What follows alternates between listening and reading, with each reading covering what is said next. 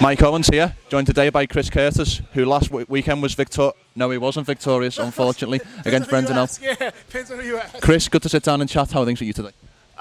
It's good, man. It's good. In a lot of pain, but outside of that, hey, we're living, got paid, life goes on. Can you, first and foremost, I want to get the injury kind of out there. Can you just discuss what the injury is? Yeah, so it looks like I tore my hamstring in two places. I've got a mid-grade tear and a high-grade tear. So we thought originally that I tore it completely off, but it looks like 10% of my hamstring is holding on still, like fucking Bruce Willis in Die Hard. So shout out to my hamstring, holding it down. But yeah, we start stem cell therapy today. If everything goes well, looking at 5 months. If stem cells don't take, then it looks like maybe surgery in like 8 to 9 months. So we'll see. How do you reflect on Saturday night as a performance? Give me your overall assessment of how things went down. It's weird, man. It's a really a bittersweet thing for me. Performance-wise, I'm really happy with myself. We did a lot in 2 weeks. Honestly, we got a lot in 2 weeks, and the worst part of that was like the day, probably 2 days after we took the fight, I got really sick. Like, dude, I got the group chat's got like the pictures of it. Like, I mean, I am just like blowing like brown snot and blood out of my nose every day for like a week. I had a really bad sinus infection. So I just remember at one point I felt like such a bitch. I'm at like this grocery store, and I'm like, I went and got medicine for my nose. And my manager calls me like, "Don't take it. We got to call fucking the JSODA people." Turns out we can't take that. So I'm just like, I swear to God, man, I'm in like the grocery store, like just sitting down in the aisle with like tears in my eyes. My fucking head hurt so bad. And so it was rough, man. It was a really rough 2 weeks, but we fucking pulled through. We sucked it up, and I went out there. I fought 5 rounds hard. Honestly, I thought I won it. Looking back on it, I think maybe my hamstring going out in the last 15 seconds kind of swayed it, but I still think I won that one. I think most of the world thinks I won it. So it's hard to not get the win, not get the number in the rank. But, I mean, I think it feels good that people, really respected the performance, the effort, and that people were like, "Hey, man, like we thought you had it."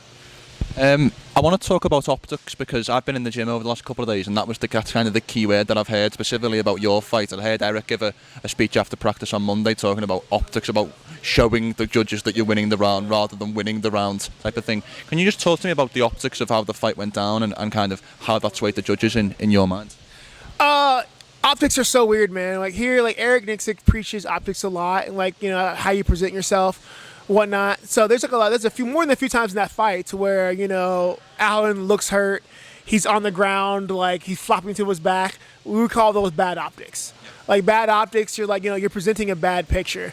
So optically, I thought there's a lot of those exchanges and whatnot that I was winning to where you have to learn to poker face. In exchanges, I think I'm doing more damage. I'm responding less.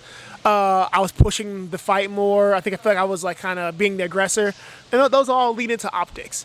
From what I've heard from a lot of people, man, like a lot of people, is that in the 5th round, I was up. I was winning.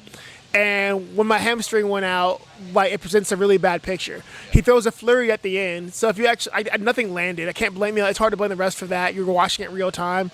But like, none of that landed. I got hit in the shoulder with a knee. I didn't get hurt or anything. But from an optics perspective, I'm the guy on the defense, like surviving now.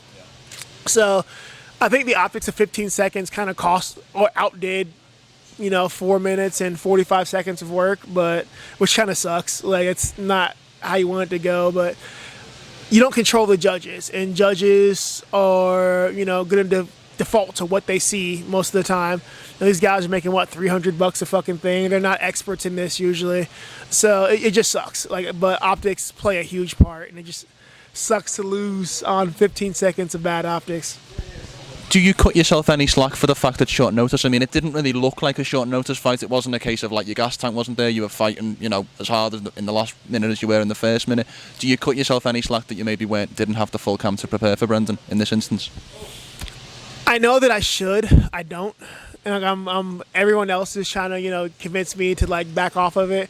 But I've said it before in interviews, I hold myself to a really high standard, man. I'm so hard on myself. So for me, intelligently, I know that like I wasn't at my best, but like I still hold it. I still hold myself. I hold that failure against myself more than I should. I know that I shouldn't. Like, you know, like we did it on 2 weeks. We fucking went in there and we gave him hell. But I still hold it against myself because, you know, we didn't accomplish the mission, and that kills me. But there is an element of, despite the loss, I feel like it's one of those performances where your stock goes up nonetheless. Like, maybe don't rise in the rankings, like, you actually don't rise in the rankings, but in terms of people's opinion, in terms of what you can do against the top guys, do you feel like it's still an elevating performance in that way?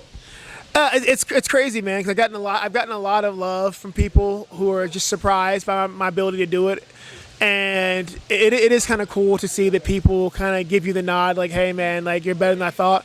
Of course, you have the other people who are like, now it's like, Brendan sucks, he was never good anyway. So I'm just like, you guys just refuse to give me credit for anything. But regardless, man, I've gotten so much love from the fans and whatnot about, like, you know, like, you belong there. You show that, like, on 2 weeks, I can arguably fight and beat a guy on 7-fight win streak, you know, top 10. So that does feel good. Like, it's like, hey, like, maybe I'm better than people thought. Like, you know, I've had my ups and downs, but like I think I'm better than people thought, and it's kind of cool to see that. Do you have interest in a trilogy, like down the line? Yeah, man. In my head, it's 2-0. In reality, it's 1-1 apparently. So like, you know, you owe me it's fine. Like I can't change the decision. I gotta learn to accept that. But let's do it again. Like let's do 5 more rounds, and you know, give me 4 weeks. Like yeah, I don't need a full camp. Give me 4 weeks this time. Last one from me, Chris, and again, I really appreciate your time. What is your role, in your opinion, in the gym in this off period? Because I've watched you this week, and you're very much, I feel like, one of the leaders of the gym.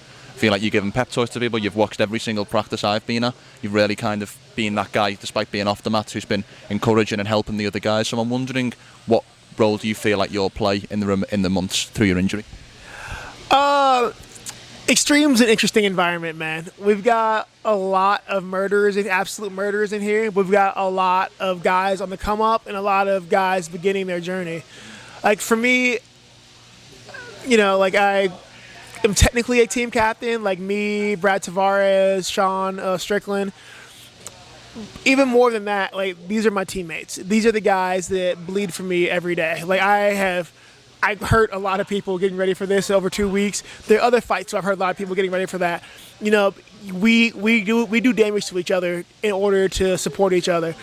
So I can't train right now. We got guys fighting, guys that have bled for me, and it kills me because, you know, normally if I fight, if I can, I'm in here the next day bleeding. I'll bleed for you. You guys bled for me, and because I can't do that right now, all I can do is offer, you know, the knowledge that I have. I've been doing this for a long time.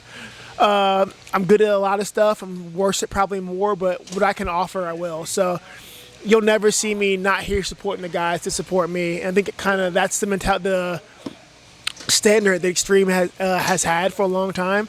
And we've got a group of guys right now who are really big on upholding that standard, as Eric always says. So if I can't bleed for you, at least let me try to talk you through it. I love that. Chris, it really was a pleasure to watch you on Saturday night. I just want to say as well, you know, you're coming off a very, very serious injury, and yet you give me time, so I very much appreciate your time, and I wish you the best of luck with a speedy recovery. I appreciate you, man. It was awesome. You've been awesome being here this week, man. The gym loves you. You guys are welcome anytime, and I appreciate it, man. Thank you. Welcome anytime. It's only a 5,500 mile journey, so maybe not for the next few months, but I appreciate the invite.